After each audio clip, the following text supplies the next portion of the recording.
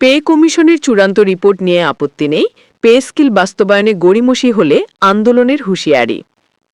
সরকারি কর্মকর্তা কর্মচারীদের নতুন বেতন কাঠামো নির্ধারণে গঠিত পে কমিশনের চূড়ান্ত রিপোর্ট জমা দেওয়া নিয়ে কোনো আপত্তি নেই বলে জানিয়েছেন কর্মচারী সংগঠনগুলোর প্রতিনিধিরা।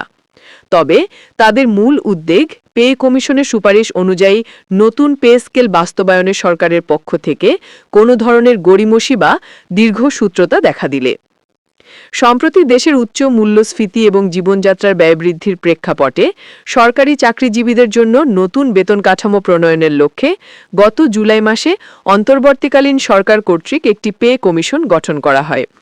কমিশনকে 6 মাসের মধ্যে অর্থাৎ আগামী বছরের ফেব্রুয়ারির মধ্যে প্রতিবেদন জমা দিতে বলা হয়েছে। আপত্তি বাস্তবায়নে, রিপোর্টে নয়। নাম প্রকাশে অনিচ্ছুক একাধিক কর্মচারী নেতার ভাষ্যমতে পে কমিশন তাদের কাজ শেষ করে দ্রুত সরকারের কাছে চূড়ান্ত প্রতিবেদন জমা দিক, এতে তাদের কোনো দ্বিমত নেই। তাদের বক্তব্য, আমরা পে কমিশনের রিপোর্ট জমা দেওয়া নিয়ে আপত্তি করছি না। আপত্তি তখনই আসবে যখন সরকার সেই রিপোর্ট হাতে পাওয়ার পরও নতুন পে স্কেল বাস্তবায়নে কার্যকর পদক্ষেপ নিতে দেরি করবে।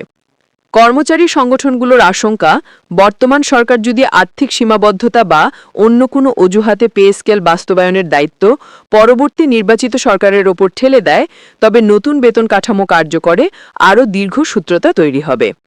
হতাশা সরকারি চাকরিজীবীদের। অনেকের মতে বর্তমান অন্তর্বর্তী সরকারের অর্থ উপদেষ্টা ড.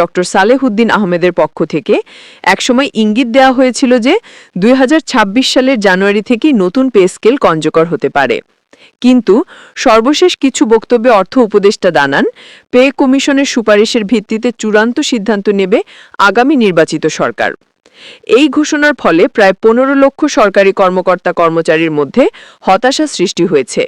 কারণ পে স্কেল বাস্তবায়নে বিলম্ব হলে উচ্চ মূল্যস্ফীতির সময় তাদের জীবনযাত্রার ব্যয় বহন করা আরও কঠিন হয়ে পড়বে।